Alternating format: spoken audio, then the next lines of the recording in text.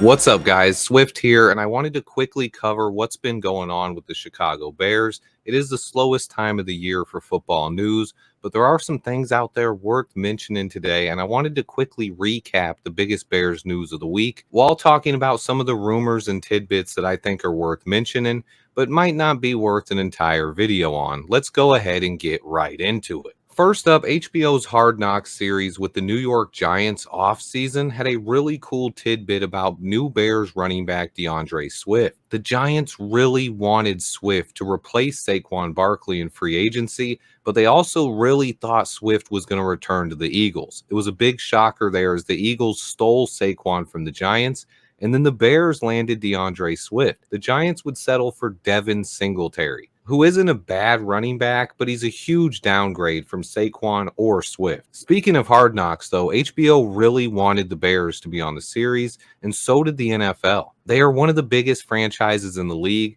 and have never appeared on the show before. We're also in the midst of the biggest offseason in franchise history and just drafted 2 top 10 picks. The storylines write themselves, and it'll probably be the most watched season of Hard Knocks yet.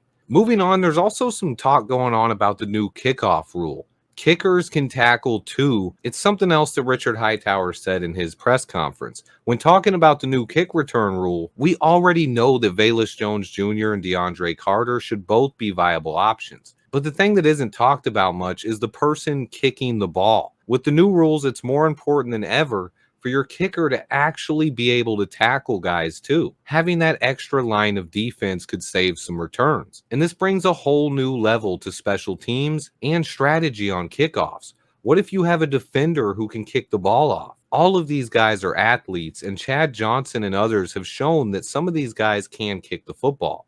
But how realistic is that? I don't know, but I do know we have a 6'4", 225-pound punter from Australia who's definitely played some rugby in his life.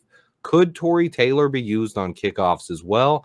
I don't want Taylor or Cairo Santos getting hurt trying to tackle guys, but Tory Taylor is clearly a better option than Cairo Santos is. He's a little dude, and Tory Taylor has an incredible leg. Stay tuned on this one, but I think it will probably be our rookie punter handling kickoff duties as well, providing even more return on Ryan Poles' 4th-round investment. Next up, though, Sports Illustrated predicted the Bears will make the playoffs in 2024.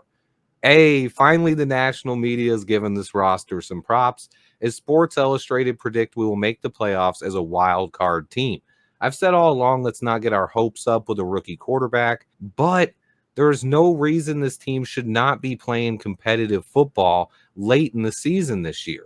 The roster is just too loaded with talent, and Caleb Williams is in a perfect position to have success as early as his rookie season. We have an easy schedule and a defense that is primed to ascend to an elite unit. I cannot wait for this season to get started. But also, I'm interested in hearing your guys' thoughts on this one. The Chicago Bulls have been terrible for a long time, and most of you might not even watch them, but it does look like they're finally doing a real rebuild themselves. And I'm interested if you guys want to know my takes on the Bulls offseason. Trading away Alex Caruso for Josh Giddey, drafting an exciting young prospect, Lonzo Ball's return, DeMar DeRozan's departure, and what the heck is going on with Zach LaVine and the future of the Chicago Bulls. This will never be a Chicago Bulls channel, but I have made a couple videos talking about the Bulls in the past. Usually they don't get many views, but if you guys are interested, I could make a video or two giving you my take on the Bulls off season. And then I want to recap the week real quickly. I have a good video on why Caleb Williams and Rome Odunze haven't signed their rookie deals yet. No reason to panic, and they might be waiting for Hard Knocks to get that done.